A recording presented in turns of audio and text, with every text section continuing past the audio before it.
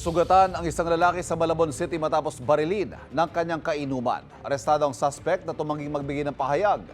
May unang balita si James Agusti. Nauwi sa pamamarilang inuman sa compound na ito sa Barangay Katmon, Malabon City bandang alas 10:30 kagabi. Sugatan ng 51 anyo sa lalaking biktima na isinugod sa ospital matapos magtamo ng tama ng bala ng baril sa kanang binti.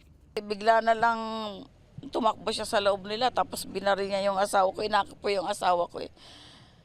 Tapos hindi ko po inaasahan na tatamaan yung asawa ko. Wala talaga alitan.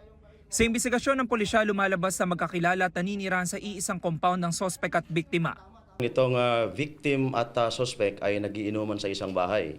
Tapos nagkainitan at biglang bumunot ng baril yung suspect at pinaputokan ngayon yung victim. Ongoing pa po ang investigation namin at hindi pa po namin alam kung ano talaga ang motibo. Sa pagresponde ng pulisya sa lugar, naaresto ang 53 anyo sa lalaking sospek. Nakakuha ng soko ang isang basyon ng bala sa pinangyarihan ng krimen. Nabawi naman mula sa sospek ang isang baril na kargado ng mga bala. Ayon sa pulisya, pasuna ang lisensya ng baril. Ipapabalistik po namin yan, tapos yung suspect, dadaan po yan sa paraffin test. Yung ballistic examination po ay para po ma-confirm kung naiputok yung seized evidence, yung baril.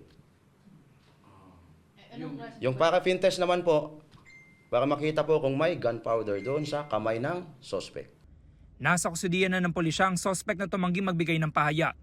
Maharap siya sa reklamong attempted homicide at paglabag sa Comprehensive Firearms and Ammunition Regulation Act. Ito ang unang balita. James Agustin para sa GMA Integrated News. Igan, mauna ka sa mga balita, mag-subscribe na sa GMA Integrated News sa YouTube para sa iba't ibang ulat sa ating bansa.